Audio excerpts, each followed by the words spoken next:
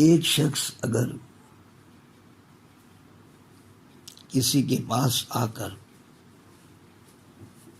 مسلمان ہوتا ہے کلمہ پڑھ کر، حالانکہ کلمے کے بعد اور بھی بے شمار معاملات ہیں، تو جب ان تمام معاملات کو پورا کر لیتا ہے تو ہم کہہ سکتے ہیں کہ وہ مسلمان ہو گیا۔ اگر وہ مسلمان ہو گیا ہے تو کیا ہم یہ بھی کہہ سکتے ہیں کہ وہ مومن ہے یا متقی ہے؟ نہیں، ہم یہ نہیں کہہ سکتے۔ ابھی وہ مسلمان ہوا ہے، ابھی اس نے اسلام کے بلیف سسٹم کو تسلیم کیا ہے، اور اگر اس نے اسلام جو کہ ایک دین فطرت ہے اس کے ایک بلیف سسٹم کو قبول کیا ہے تو وہ بلیور بنا ہے۔ اب بلیور اگر وہ بنا ہے تو اس کے پاس ایک نالج ہے اسلام اور اسلام کے دین کا دیا ہوا، جس پر وہ بلیو کرتا ہے، اور ابھی اسے اس منزل تک جانا ہے کہ جہاں وہ فیتھ کے ساتھ ایمان والا بنے گا۔ ابھی وہ ایمان والا نہیں بنا، اب اس بلیف سسٹم پر وہ عمل کرے گا، اس بلیف سسٹم کو وہ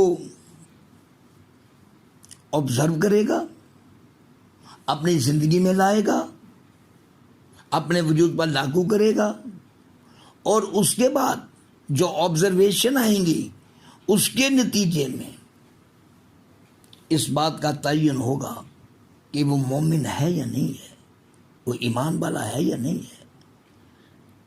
میرے نزدیک میں یہ سمجھتا ہوں کہ ایک بلیور کو عمل سے گزر کر ہی ایمان والا بننا ہوتا ہے۔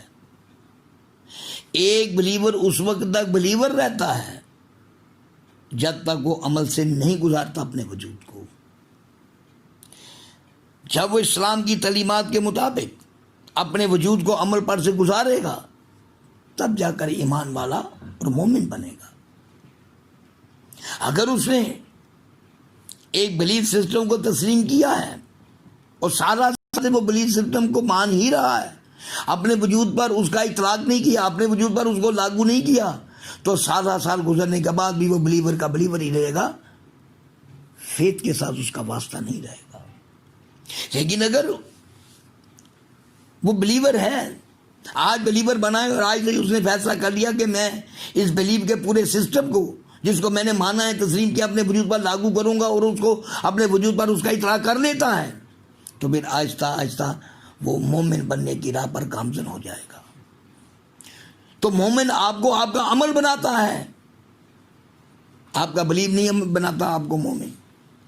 آپ نے اگر ایمان والا بننا ہے تو بھی جو بلیف سسٹم ہے پورے کا پورا اس کو اپنے وجود پر اطلاق دے کر ہی آپ ایمان والے بن سکتے ہیں۔ اگر آپ اس پورے بلیف سسٹم کو جس پر آپ بلیو کر رہے ہیں عمل میں نہیں لاتے، اپنے وجود کے ایکسپیرینس میں نہیں لاتے، تو آپ مومن اور ایمان والے بن ہی نہیں سکتے، بلیور کے بلیور رہیں گے۔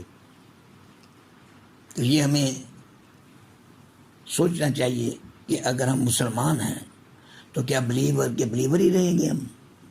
کیا ان حقیقتوں کو نہیں جان سکیں گے جو اس علم کے پیچھے خزانے کی صورت میں موجود ہیں؟ یہی وجہ ہے کوئی آیا لے کر چلا گیا، کوئی عمر پر بھی نہ پا سکا۔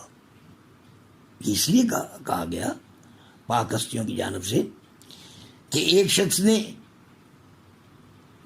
بلیو پہ اپنے آپ کو کھڑا کیا تو بلیو پر ہی کھڑا رہا، اب وہ آگے تو بڑھ نہیں سکتا۔ وہ ثمرات کیسے سمیٹ سکتا ہے جو اس علم کی کھوک میں پڑے ہوئے ہیں؟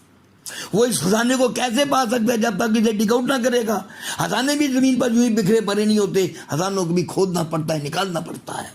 تو علم کے خزانوں کو بھی اپنے علم تحت آپ کو کھودنا پڑتا ہے, نکالنا پڑتا ہے, تب جا کر وہ خزانے آپ کے دسترس میں آتے ہیں, آپ کے اختیار میں آتے ہیں, آپ کی ملکیت میں آتے ہیں. تو جب تک آپ انہیں کھودیں گے نہیں, ان خزانوں کے مالک کیسے بنیں گے؟ جب تک ان کو پائیں گے نہیں, ان پر آپ کا اختیار کیسے چلے گا؟ تو یہ دین فطرت یہ خزانوں کی صورت میں علم میں موجود ہے, لیکن کیا آپ نے اسے اپنے عمل سے ڈگ آؤٹ کیا؟ کیا آپ نے اپنے عمل سے اسے کھودا؟ اگر نہیں تو پھر آپ ان خزانوں کے مالک کیسے بنیں گے؟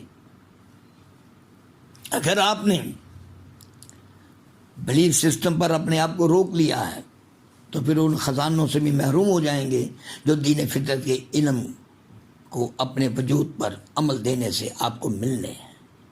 اور اگر آپ اس علم کو اپنے وجود میں عمل کی صورت میں لے آتے ہیں, اپنے وجود سے اس پر عمل کرتے ہیں, تو پھر یقین جانیے گا کہ یہ علم کے جو خزانے ہیں, جب آپ ان پر عمل کریں گے اپنے وجود سے تو کتنی تیزی کے ساتھ آپ کی دسترس میں آتے ہیں, آپ حیران ہو جائیں گے. صبر ایک خزانہ ہے,